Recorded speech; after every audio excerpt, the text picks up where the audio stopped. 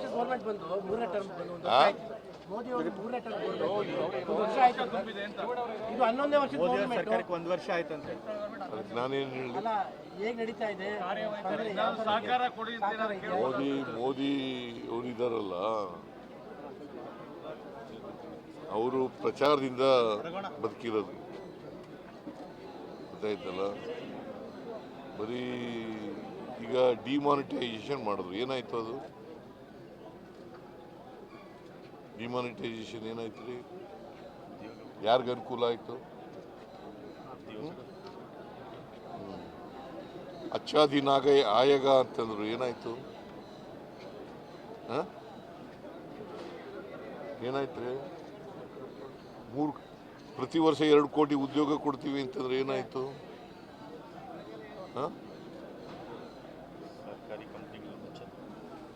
ಏನಾಯ್ತಪ್ಪ?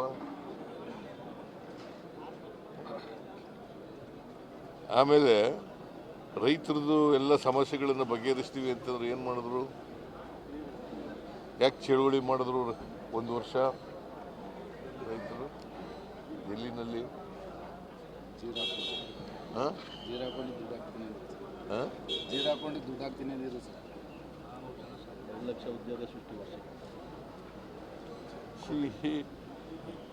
ಅವರು ಏನು ಹೇಳಿದ್ರು ಮೇಜರ್ ಆಗಿ ಒಂದನ್ನೂ ಮಾಡಲಿಲ್ಲ. 11 ವರ್ಷ ತುಂಬಿಸಿದ್ದಾರೆ ಅಷ್ಟೇ.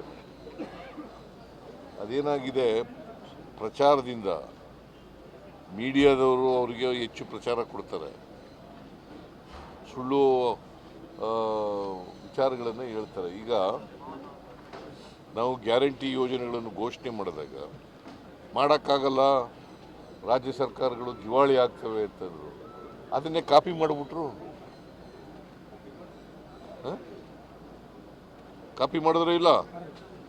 ಮಧ್ಯಪ್ರದೇಶದಲ್ಲಿ ಏನು ಮಾಡಿದ್ರು? ರಾಜಸ್ಥಾನದಲ್ಲಿ ಏನು ಮಾಡಿದ್ರು? UP-ನಲ್ಲಿ ಏನು ಮಾಡಿದ್ರು? ಡೆಲ್ಲಿನಲ್ಲಿ ಏನು ಮಾಡಿದ್ರು?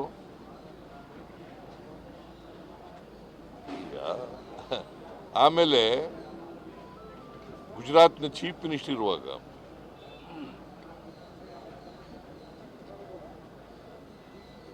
ಡೆವಲ್ಯೂಷನ್ ಆಫ್ ಟ್ಯಾಕ್ಸಸ್ನಲ್ಲಿ 50% ಬರಬೇಕು ಅಂತ ಹೇಳಿದ್ರು. ಇವರೇ ಪ್ರೈಮ್ ಮಿನಿಸ್ಟರ್ ಆದರೂ ಏನು ಮಾಡಿದ್ರು?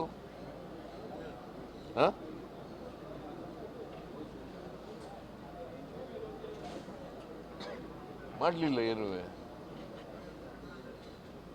ನೀವು ಅದನ್ನೆಲ್ಲ ಹೇಳೋದೇ ಇಲ್ಲ. ನಿರ್ಮಲಾ ಸೀತಾರಾಮನ್ 5300 ಕೋಟಿ ಕೊಡ್ತೀವಿ ಅಂತ ಹೇಳಿದ್ರು, ಕೊಟ್ರ?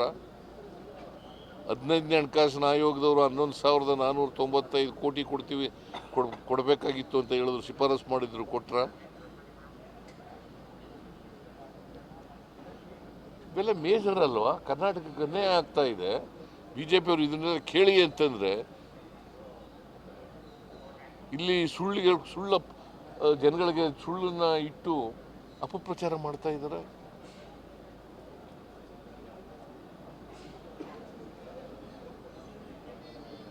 ನೀವು ಎಷ್ಟು ಮಾರ್ಕ್ಸ್ ಕೊಡ್ತೀರಾ ಸರ್ ಆ ಗೌರ್ಮೆಂಟ್ಗೆ? ಯಾರಿಗೆ?